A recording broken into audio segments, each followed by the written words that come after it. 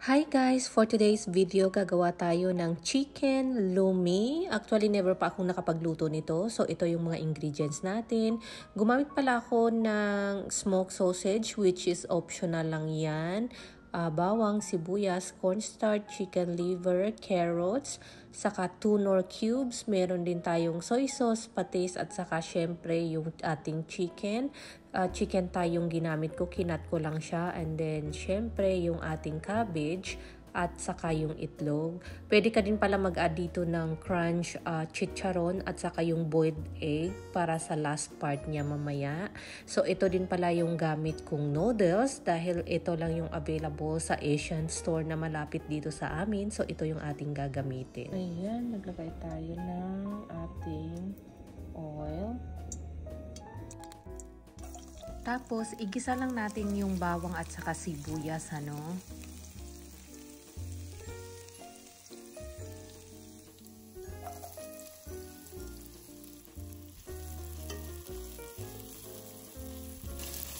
Add na natin yung ating chicken. Ayan.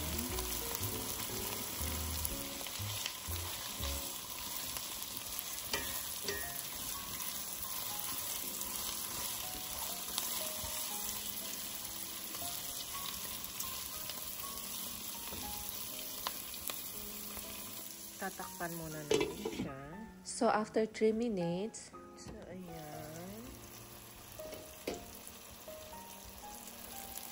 Haluin lang natin.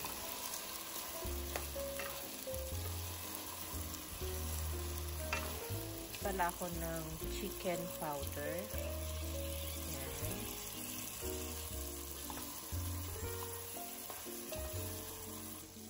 Takpan lang natin siya for 5 minutes.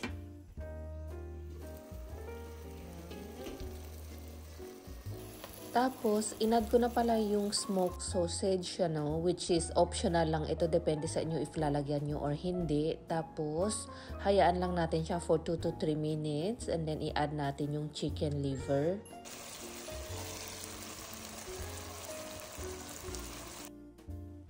Haluin lang natin ito guys, ano, and then nag-add na din ako ng patis dito, ano. So ayan, wala akong exact measurement actually, tansya-tansya na lang tayo dito, ano. Pagkatapos niyan, tinakpan ko siya ng 2 to 3 minutes and then after niyan, nag-add na ako ng water. Yung sasabaw niya pala, depende din sa inyo kung gaano kadami yung gusto nyo at kung gaano din kadami yung gagawin ninyo, ano. So, ayan. And then, in-add ko na din pala yung ating nor cubes, which is chicken nga yung ginamit ko. Kaya chicken yung nilagay ko. Pwede din pag pork yung ginamit ninyo, pwede din pork. So, ayan. Tapos, pakuluin lang natin ito at syempre, tatakpan natin ulit. So, ayan, hanggang sa kumulo. Ayan. Mga 5 to 10 minutes ko siyang pinakulo, guys. And then, after nyan, nilagay ko na yung carrots. Ayan. So, luto na yung ating chicken, ano. So, naglagay din ako ng konting soy sauce. Gaya ng sinabi ko, tansya lang. Wala akong exact measurement. So, ayan. Tapos, haluin lang natin. Ayan. Hayaan lang natin siya mga 2 to 3 minutes lang. Kasi yung ating lumi, ano, or yung noodles, ano na yun siya, luto na yun siya. So, pag nilagay natin yun, ready na. Konting blanch na lang dito sa sabaw niya at ready to go na yun siya. Ngayon, i-add natin yung ating cabbage. Saka titimplahan din natin guys, ano, pwede kayong gumamit ng patis, salt or pepper, or pwede din kayong gumamit ng seasoning, yung magic sarap, depende sa seasoning na gusto ninyo. Tapos, sa egg natin, ito pala yung ginawa ko, ginanyan ko na siya para ready na, para i-pour mo na lang dun sa soup natin, ano. So, ayan.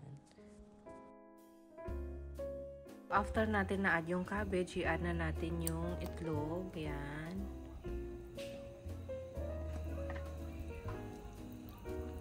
So, ayan. I-add na natin yung ating lumi.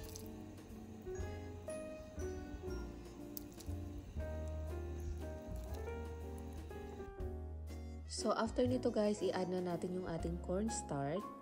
So, ayan guys. Konti lang pala yung nilagay kong cornstarch dahil ayaw ko ng super malapot. So, i-adjust nyo na lang siya guys if gusto nyo ng malapot, ano.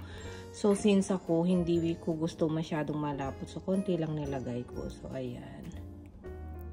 So, ayan guys. Ready na ito iserve, ano. Anyway, gumamit pala ako ng tatlong boiled egg dito, which is optional din para pang toppings mo dito, at saka dinurog ko yung chicharon para pang lagay or dekorasyon mo doon sa taas niya, at para meron siyang konting crunchy feel ano pag kinain mo yung sabaw. So ayan, which is optional lang naman. You don't have to pag wala ka naman. So, ayan.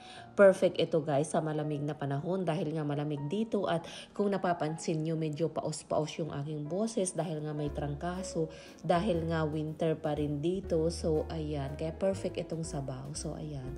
Try nyo guys. Sobrang sarap. First time kong ginawa at nagustuhan ni Habi. So, yun lang. Share ko lang. Bye!